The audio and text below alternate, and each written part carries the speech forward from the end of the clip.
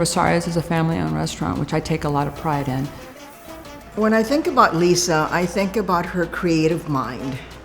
I've admired her. I've thought that she's a great role model for young women. She loves this place. I mean, even though she doesn't really physically have to be here, she still shows up every single day. I feel it's, in the hospitality, she just has that in her.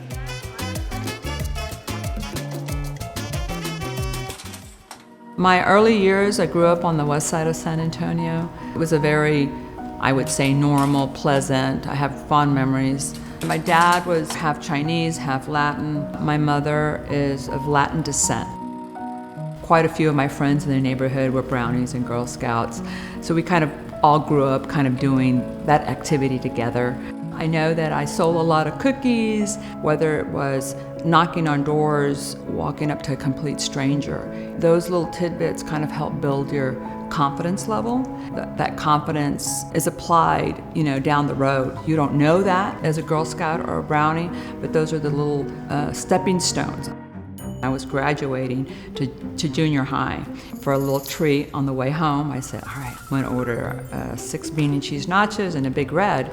And as I was sitting there waiting for my nachos, I noticed a sign on the door, help wanted. I asked for an application, I filled it out. I do know that I did fib. I think I added another 3 or 4 years to my age. At the time, I was 12 years old and I was hired on the spot. I was not afraid of work and I really enjoyed it.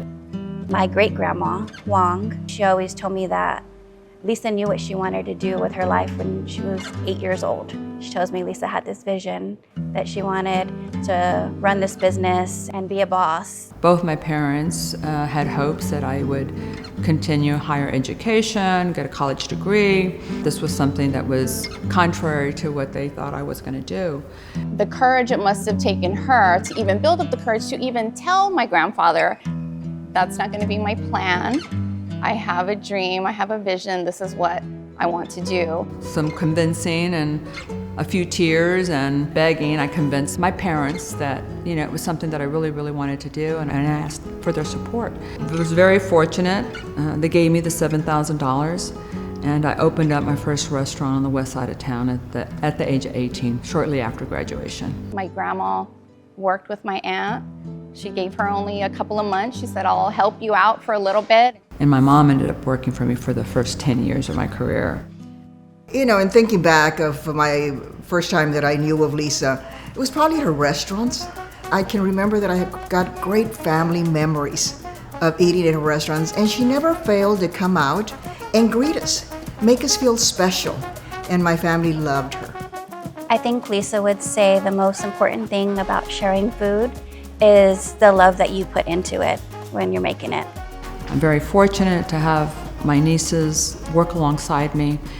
I'm very fortunate to know that I'm leaving a restaurant that they will take to new levels and new heights. Rosario's is more than a restaurant to us. It's more of like our family tradition. I have tremendous respect for her business mind and for her creative mind. And so we all came together and formed this great partnership. We believe that the Riverwalk is the soul of our city. And that's what we wanted Go Rio to be, representative of our culture, colorful, fun, enhancing that visitor experience.